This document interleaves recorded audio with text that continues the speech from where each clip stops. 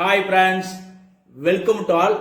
இன்னைக்கு நம்ம டைரக்டர் சங்கர் படத்தினுடைய நியூ அப்டேட் பற்றி பார்க்கலாம். ஏற்கனவே இந்தியன் 2 ரிலீஸ் ஆயிடுச்சு.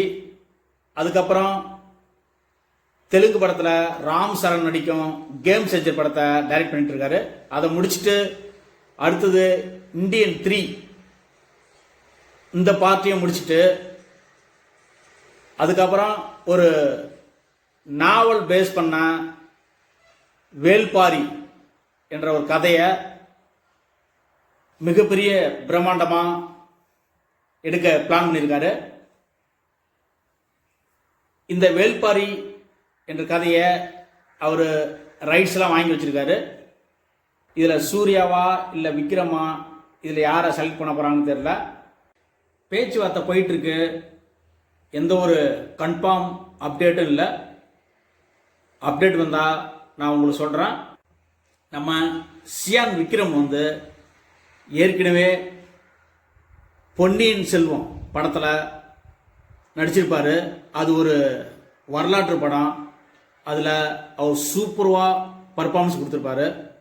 ஜென்ரலாக விக்ரம் ஒவ்வொரு படத்துலேயும் தன்னை உருமாற்றி கஷ்டப்பட்டு கேரக்டருக்கு ஏற்ற மாதிரி சூப்பராக ரொம்ப ரிஸ்க் எடுத்து ஒவ்வொரு படமும் பண்ணுவார். அதே போல் சூர்யாவும் சூப்பராக அவர் ஒரு படத்துலையும் பர்ஃபார்மன்ஸ் பண்ணிட்டு வர்றாரு. அடுத்தது பார்த்தீங்கன்னா கங்குவா. இந்த கங்குவா படம் இன்னும் ரிலீஸ் ஆகலை, ரிலீஸ் ஆக போகுது.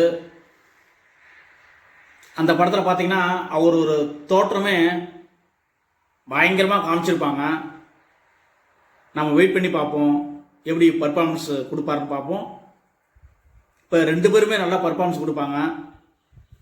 இந்த வேல்பாரி படத்தில் யாரை செலக்ட் பண்ணால் நல்லாயிருக்கும்? இதில் பார்த்தீங்கன்னா வேல்பாரி படத்தில் நிறைய டிஃப்ரெண்ட் ரோல் இருக்கா? இதில் 2 பேருமே நடிக்க போகிறாங்களா, இல்லை யாராச்சும் ஒருத்தவங்க செலக்ட் பண்ண போகிறாங்களா? நம்ம வெயிட் பண்ணி பார்ப்போம்.